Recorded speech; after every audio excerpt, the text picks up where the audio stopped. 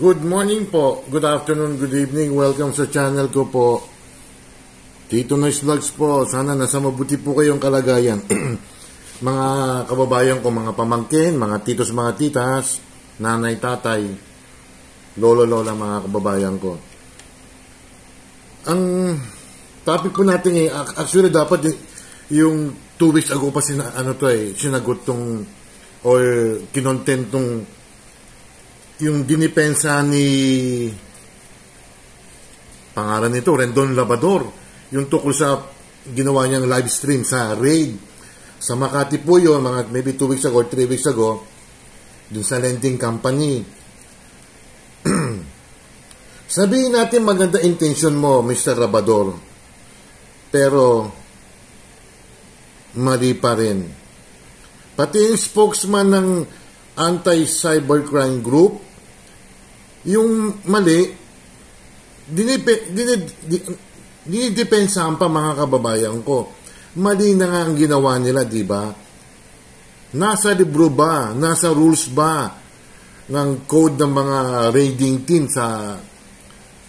nasa policy ba ng mga pulis na kailangan bang i-live stream ang pagre-raid? Yun lang ang katanungan ko. Nasa libro ba?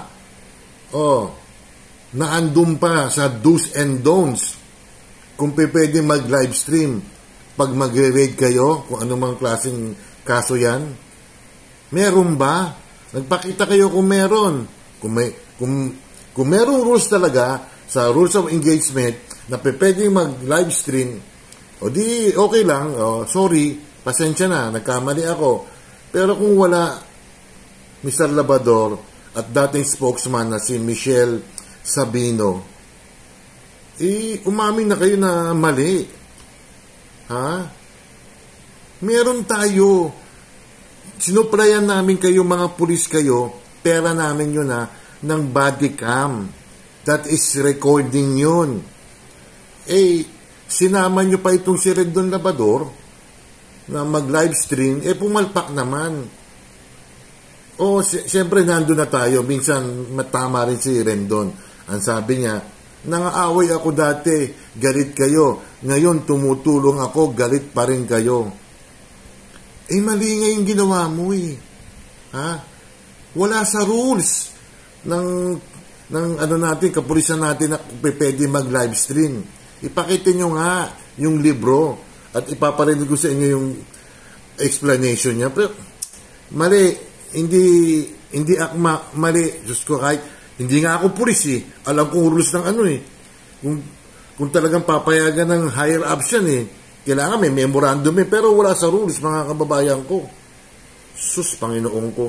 Minsan hindi ko na rin kasi maisip kung ano yung gagawin ko. Kasi nagbabago na ako Gusto ko lang, ang advocacy ako kasi, para lang ma-highlight yung action na ginagawa ng PNP-ACG. Kasi po, maraming biktima. Paano mo i-highlight nga? Paano naman yung mga karapatan na wala namang kasalanan?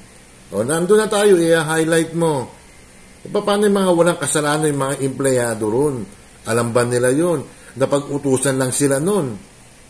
So, gamitin yung utak nyo. Hindi ako'y pulis. Pero ako'y... Gamitin yung instinct nyo. Gamitin yung foresight nyo. Tama ba itong gagawin namin? Itong pulis naman to, sorry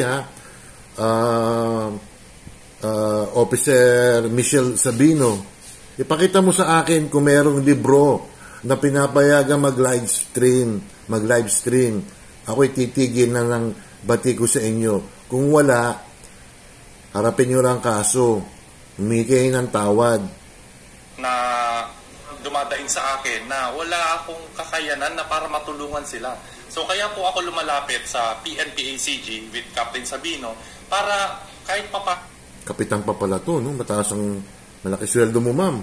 Makapag-gawa ako in my own little way na matulungan yung taong bayan.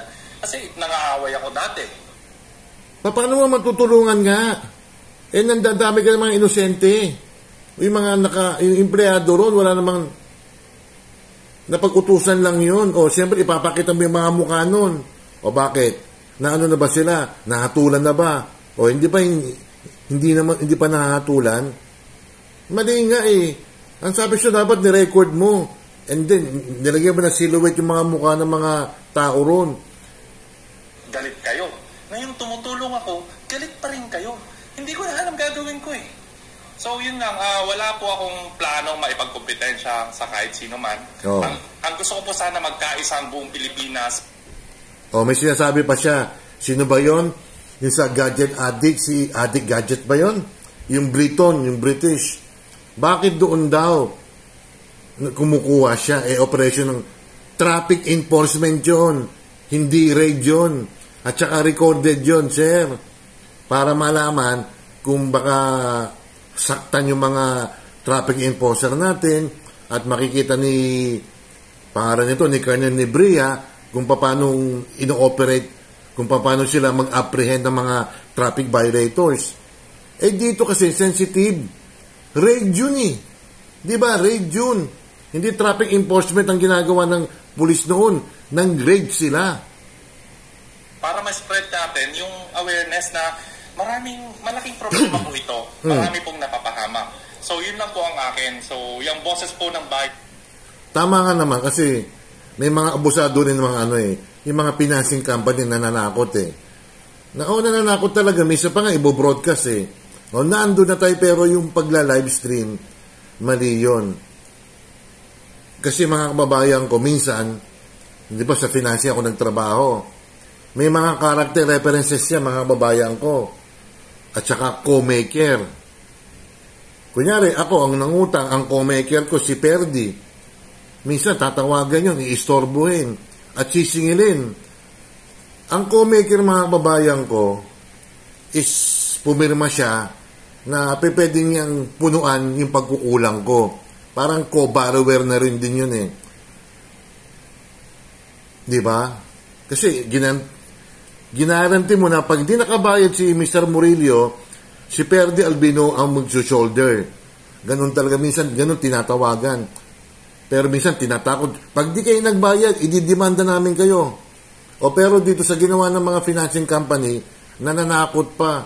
Ilalagay daw sa social media. Mali nga naman yun. Mali naman yun. Yan ay para sa atin pong lahat yan. So gusto ko yan, magtulungan lang po tayo. Yeah, and when he approached me during that time, way back, I think a week before that, nag-lay down siya ng Sabino. sa akin na ito yung gusto. Mga kababayan ko, hindi ko pinakita yung video Baka ma-CPR ako, pero yung audio na lang, mga kababayan ko. Sa bagay, fair use to Komentaryo ko, reaction, opinion.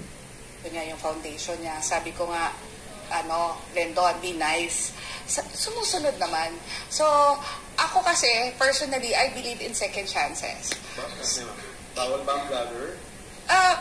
Kasi, ito na yung trend Ito na Hello, ma'am. Trend na nga yan, pero kung nasa libro pwede. Nasa book nga ba ang pwedeng sumama ang vlogger sa raid at ila-livestream? Yun lang naman katanungan ko at katanungan ng iba. Pwede ba? Nasa libro ba ng kapulisan natin? Sus! This is where we are going. This is where we are heading. Hindi naman iba kasi yung tema. At ang vlogging, ma'am, may limitation po yan. Sa store niya dapat magpapaalam ka bago ka mag-vlog Ano pa kaya yung raid? Napaka-sensitive yan. Iba yung vlogger. So, ang concern natin dito primarily, for me, is to have as many Naalala nyo ang mga Tulpo Brothers sa Pasig. Yun, delikado yun. Nag-raid sila. Mga pulbos, mga dahon. Basta alam nyo na yun. Yung illegal na substance. Sumama sila ron pero hindi nila ni-live. Recorded yun.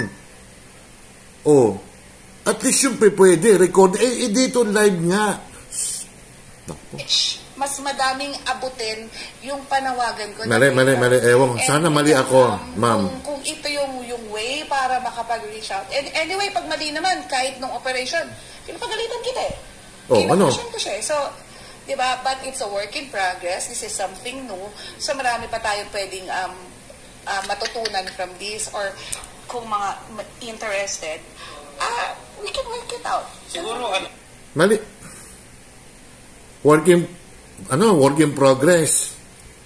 Ipakita nyo sa akin kung nagbigay ng permiso ang higher ups nyo. Meron ba? Meron o wala?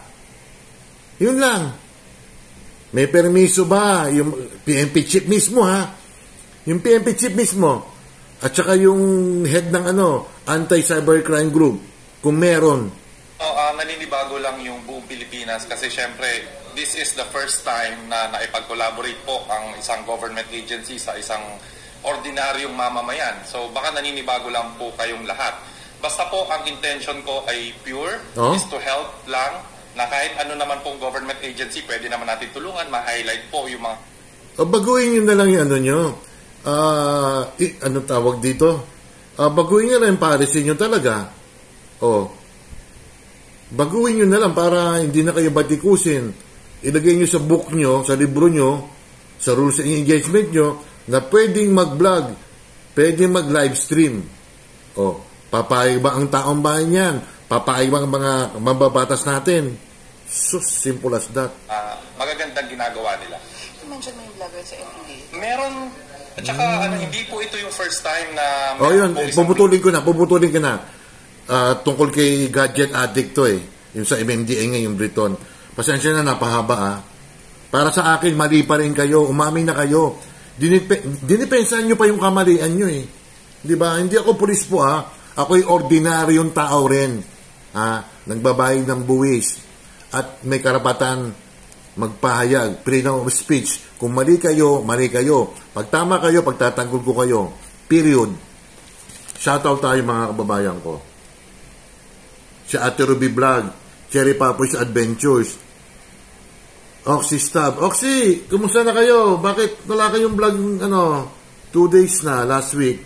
Michi Tigerfield TV, Shinji Vlog Official, Jane Barona Vlog, Sherlyn Mendrano, Dog Juday, Mamalin Official, Amlena Vlogs, Tess Sabala, Nanay Presidente Eva TV, Chairman Jovan de Motorista, Principal Kim, Mayang Vlogs, Eldon SK Vlog, Rebs SK Jamming Vlogs, Heart Purple, Junito Marinado, Myra T. Sanchez, Kapetek TV, Rhea May Perolino, Ludi Reyes, Edwin De Guzman, Tony Marsan, Lisa DC Mix TV, Dawigay, Angels Mix Vlogs, Kathleen, Charles De La Cruz, Pearl DM, Arlene Vlogs, Natasha Mix Vlogs, si Elise Neris, Cindy Mini TV, Ella Kimo, Jalina Saudi Arabia, Daria Licarte ng Israel, Evelyn Urase, Evelyn Official, Simply Grace, Coach MB26 Tess Padulina, Nina Laresma Lorzano, Maritas Co, Kojos TV,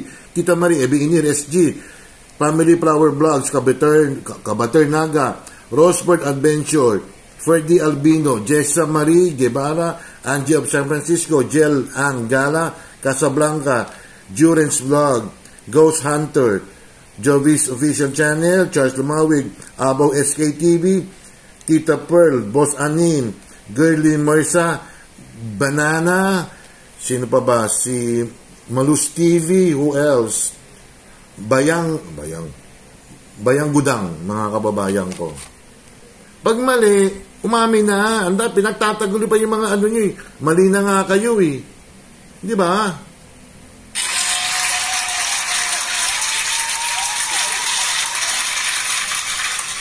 Ako, pag nagkasala ako sa nanay ko, sa tatay ko, inaamin ko, mali ako Sa asawa ko, sa panagkasala ko, aaminin ko na. Kayo nga, mali ang ginawa nyo, pinagtatanggol nyo pa. Ipakita nyo yung rules of engagement kung kasama mag-livestream ang mga vlogger. Sige, titigil na ako. Pag meron, pasensya na po medyo napahaba. Don't forget to like and subscribe. Hit the bell notification para ma-update kayo sa aking mga video. First time po na mahabang aking vlog. Pasensya na po. Peace sa inyong lahat. Cherry, Oxy, Ate Ruby, Sinjin, Charlene, Michi. Bye.